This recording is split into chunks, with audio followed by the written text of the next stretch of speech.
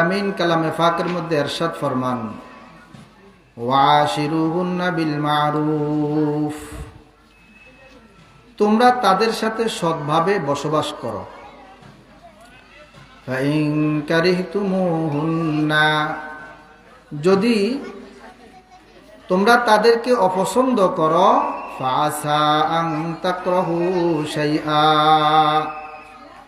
তবে এমনও হতে পারে যে তোমরা কোনো কিছু অপছন্দ করছ, ওয়ায়াজআলাল্লাহু ফীহি খায়রান কাসীরা,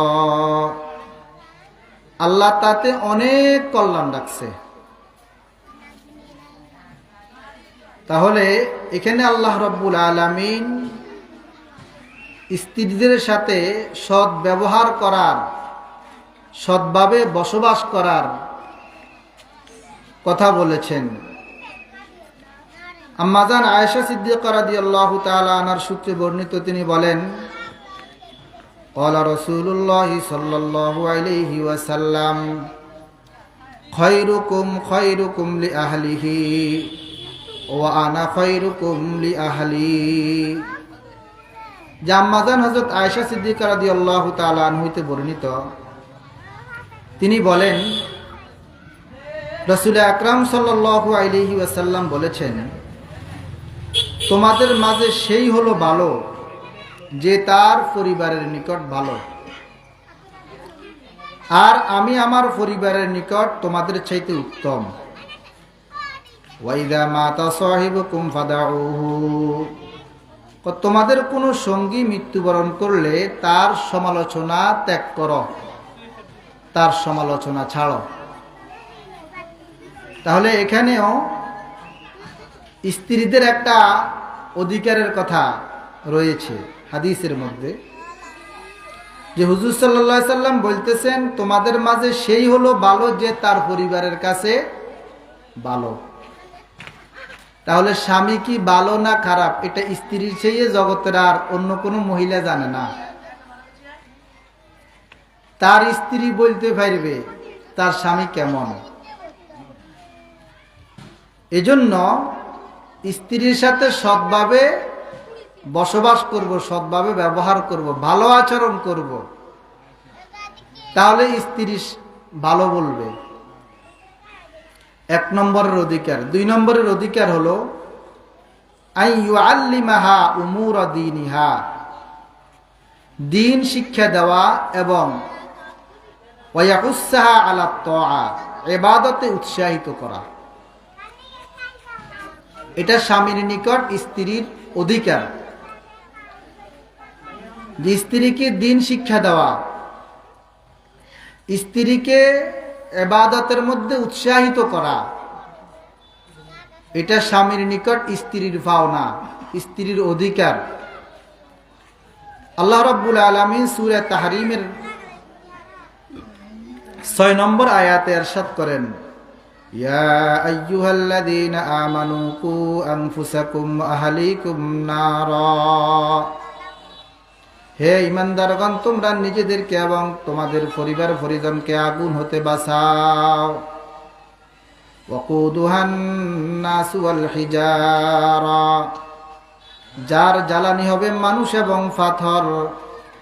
আলাইহা মালাইকাতুন গিলাদুন শিদাদুন লা ইয়াসুনাল্লাহ মা আমারহুম, যেখানে রয়েছে নির্মম এবং কঠোর ফেরেশতা। লা ইয়াসুনাল্লাহ মা আমারহুম, আল্লাহ তাদেরকে যে নির্দেশ দিয়েছেন তারা সেই ব্যাপারে তার অবাধ্য হয় না। ফেরেশতা হলো কঠোর হৃদয়ের অধিকারী, শক্ত, নির্মম। এই ফেরেশতাদেরকে আল্লাহ রাব্বুল আলামিন যে আদেশ করেন তারা ওই আদেশ পালন করতে নাফরমানি করে না। ওয়ায়াফালুনা মা ইউমারুন, আর তারা তাই করে যাহা তাদেরকে আদেশ করা হয়।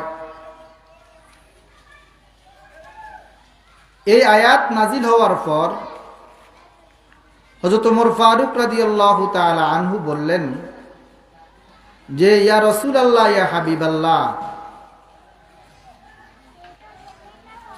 নাকি আনফুসানা ফাকাইফা লানা বিআহলিনা, আমরা নিজেরা নিজেদেরকে কিভাবে জাহান্নামের আযাব থেকে বাঁচাবো তা তো বুঝলাম, কিন্তু পরিবার পরিজনকে কিভাবে জাহান্নামের আযাব থেকে বাঁচাবো সেটা তো বুঝলাম না। ক্বালা রাসূলুল্লাহ সাল্লাল্লাহু আলাইহি ওয়াসাল্লাম তানহাউহুন্না আম্মা নাহাকুমুল্লাহু আনহু ওয়া তা'মুরুহুন্না বিমা আমারাকুমুল্লাহু বিহি। নবীজি সাল্লাল্লাহু আলাইহি ওয়াসাল্লাম ইরশাদ করেন, এক নম্বর হইল আল্লাহ যার থেকে বিরত থাকতে বলেছেন তার থেকে পরিবারকে বিরত থাকতে বলো। দুই নম্বর, আল্লাহ যাহা আদেশ করেছেন পরিবারকে তাহা করার আদেশ করো। এইভাবে পরিবার পরিজনকে জাহান্নামের আযাব থেকে বাঁচাইবা। আল্লাহ যেটা আদেশ করছে করার জন্য সেটা করার আদেশ করো, আর যেটার থেকে নিষেধ করেছেন সেটার থেকে বারণ করো। এইভাবে পরিবার পরিজনদেরকে জাহান্নামের আযাব থেকে বাঁচাও, নিজেও বাঁচাও, পরিবার পরিজনদেরকেও বাঁচাও। অন্য হাদিসের মধ্যে হুজুর আকরাম সাল্লাল্লাহু আলাইহি ওয়াসাল্লাম ইরশাদ করেন, বর্ণনাকারী হযরত আবু হুরায়রা রাদিয়াল্লাহু তাআলা আনহু, তিনি বলেন, ক্বালা রাসূলুল্লাহ সাল্লাল্লাহু আলাইহি ওয়াসাল্লাম রাহিমাল্লাহু রাজুলান ক্বামা মিনাল লাইলি ফাসাল্লা ওয়া আইকাযা ইমরাআতাহু ফাইন আবাত নাযাহা ফি ওয়াজহিহা আলমা। রাহিমাল্লাহু ইমরাআতান ক্বামাত মিনাল লাইল ফাসাল্লাত ওয়া আইকাযাত যাওজাহা ফাইন আবা নাযাহাত ফি ওয়াজহিহিল মা। নবীজি সাল্লাল্লাহু আলাইহি ওয়াসাল্লাম ইরশাদ করেন, আল্লাহ এমন ব্যক্তির প্রতি দয়া করেন যে রাতে সজাগ হয়, নিজে নামাজ আদায় করে এবং নিজের স্ত্রীকেও জাগ্রত করে। নিজে নামাজ আদায় করে, রাত্রে জাগ্রত হয়ে নিজের স্ত্রীকেও নামাজ পড়ার জন্য বলে। ফাইন আবাদ, যদি স্ত্রী উঠতে অস্বীকার করে, নাযাহা ফি ওয়াজহিহাল মা, তাহলে তার মুখের মধ্যে পানি ছিটা দেয়। কেমন? এরকম ভাবে রাহিমাল্লাহু ইমরাআতান ক্বামাত মিনাল লাইল, আল্লাহ রাব্বুল আলামিন ওই স্ত্রীর উপর রহম করেন, দয়া করেন, যেই স্ত্রী ক্বামাত মিনাল লাইল, রাতে জাগ্রত হয়, ফাসাল্লাত, নামাজ পড়ে, ওয়া আইকাযাত যাওজাহা, এবং নিজের স্বামীকেও জাগ্রত করে। ফাইন আবা নাযাহাত ফি ওয়াজহিহিল মা, যদি স্বামী উঠতে অস্বীকার করে, স্বামীর চেহারায় পানি ছিটা দিয়ে হলেও উঠায়। কেন? এটা হলো পরিবার পরিজনদেরকে কি করা, জাহান্নামের আযাব থেকে বাঁচানোর একটা পথ। যদি স্বামী জাগ্রত হয়, স্ত্রীকে জাগ্রত করবে, যদি স্ত্রী জাগ্রত হয়, স্বামীকে জাগ্রত করবে। আল্লাহ পাক মহান রব্বুল আলামিন ওই ব্যক্তির উপর রহম করেন, ওই নারী, ওই পুরুষের উপর আল্লাহ রব্বুল আলামিন দয়া করেন, রহম করেন। যেই নারী পুরুষ জাগ্রত হয়, নিজেও নামাজ পড়ে, স্বামী হলে স্ত্রীকে উঠায়, স্ত্রী হলে স্বামীকে উঠায়। যদি উঠতে অস্বীকার করে, ফানি ছিটা দিয়ে হলো স্বামী স্ত্রীকে উঠায়, স্ত্রী স্বামীকে উঠায়। এই উভয় ধরনের নারী এবং পুরুষ উভয়ের উপর আল্লাহ পাক মহান রব্বুল আলামিনের রহম করেন।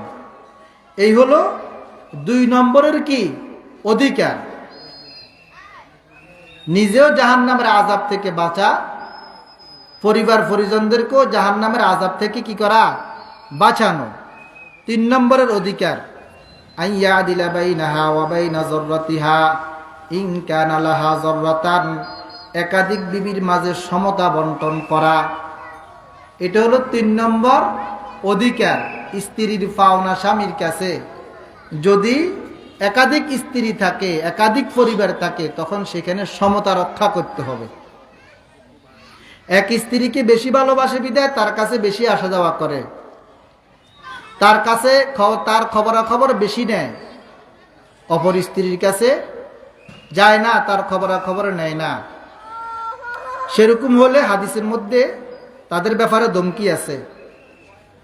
স্ত্রী বিবাহ করার জন্য আল্লাহ রাব্বুল আলামিন কালামে পাকের মধ্যে অনুমতি দিয়েছেন। আল্লাহ রাব্বুল আলামিনের পক্ষ থেকে 2 2 3 3 4 4 বিবাহ করার কি আছে? অনুমতি আছে, তবে আবার নিষেধও আছে। ফানকিহু মা তাবা লাকুম মিনান নিসাই মাতনা ওয়া থুলাসা ওয়া রুবা। আল্লাহ পাক মহান রব্বুল আলামিন বলেন, তোমরা নারীদেরকে বিবাহ করো 2 2 3 3 4 4। হ্যাঁ, এরপর আল্লাহ রব্বুল আলামিন আবার বলে দিয়েছেন, ফাইন খিফতুম আল্লাহ তাদিলু। খবরদার, যদি তোমরা এখানে হক বিচার করতে না পারো, এই ব্যাপারে যদি তোমরা ভয় করো যে তোমরা আদেল ইনসাফ করতে পারবা না, স্ত্রীদের মাঝে সমতা রক্ষা করতে পারবা না, ফাওয়াহিদা, তাইলে একটাই তোমার লাগে যথেষ্ট। কৌগা একটাই যথেষ্ট। যদি তুমি সমতা রক্ষা করতে না পারো, আগের বউগা বড় বউগা কালা কালা বোধে দলাবো বিয়ে করছে, এখন নজর কোন দিকে যাবো? সমতা কি রব? এটা তো রাসূল আকরাম সাল্লাল্লাহু আলাইহি সাল্লাম ন, এটা তো মুহাম্মদুর রাসূলুল্লাহ সাল্লাল্লাহু আলাইহি সাল্লাম ন, এটা তো আশরাফ আলী থানবী ন। আমরা তো আর তাদের মতো না যে আশরাফ আলী থানবী রহমতুল্লাহ আলাইহির 2 জন স্ত্রী ছিল। নবী রাসূল সাহাবায়ে কেরামদের কথা বাদে দিলাম, আমাদের বুজুর্গানে দ্বীনের মধ্যে আশরাফ আলী থানবী রহমতুল্লাহ আলাইহির কথা বলতেছি। কিতাবের মধ্যে আছে যে আশরাফ আলী থানবী রহমতুল্লাহ আলাইহি তারও 2 জন স্ত্রী ছিল। তিনি এরকম সমান সমতা রক্ষা করছেন। কিতাবের মধ্যে লেখে, কয় যে একজন তরমুজ বিক্রেতা 2টা তরমুজ হাদিয়ে নিয়ে আসছে, এই কথা ভেবে যে হযরতের স্ত্রী তো 2 জন, এই জন্য 2 স্ত্রী ভেবে 2টা তরমুজ কি আনছে? হাদিয়ে আনছে। তখন হুজুরের কাছে আনার পরে আশরাফ আলী থানবী রহমতুল্লাহ খাদেমকে লক্ষ্য করে বলল, ছুরি আনো। আনছে। এখন যিনি হাদিয়া নিয়ে আসছেন তিনিও বসা। আশরাফ আলী থানবী রহমতুল্লাহ খাদেমকে বলতেছে, দোনোটা তরমুজ মাঝামাঝি সমান ভাগে কি করো? ভাগ করো। করছে। করার পরে এই তরমুজ থেকে 1 ভাগ এই তরমুজের সাথে, এই তরমুজ থেকে 1 ভাগ এই তরমুজের সাথে দিয়ে দিছে। যে মিয়া হাদিয়া আনছে এ মিয়া সব দেখতে আছে। এখন তিনি বলতেছেন, মিয়া আশরাফ আলী আপ क्या कर रहे हो? আপনি কি করতেছেন? আমি তো আপনার 2 জন স্ত্রী আছে বলেই তো 2টা তরমুজ আনলাম, আপনি এটা কি করলেন? 2টা তরমুজ 2 জনের ঘরে ফাটাই দিলে তো হইতো। তখন আশরাফ আলী থানবী রহমতুল্লাহ আলাইহি ওই কৃষককে বলতেছে, দেখেন এই তরমুজের বেশি মিষ্টি না এই তরমুজ বেশি মিষ্টি, এটা আমারও জানা নাই, আপনারও জানা নাই, আমার পরিবারের কারোও কি নাই, জানা নাই। এখন যদি এই তরমুজটা যদি মিষ্টি বেশি হয় আর এই তরমুজটা যদি মিষ্টি কম হয়, তাইলে কম মিষ্টি তরমুজটা যার কাছে যাবে আর মিষ্টিওয়ালাটা যার কাছে যাবে, দুজনের মাঝে কি সমতা হইল নি? বুঝছেননি কথা? এই জন্য আমি এটার অর্ধেক ওটার অর্ধেক, দোনোটা অর্ধেক অর্ধেক করে কি দিয়ে দিলাম। হুজুর চলে আসছেন, আলোচনা করবেন ইনশাআল্লাহ। আমি আর দীর্ঘায়িত করব না।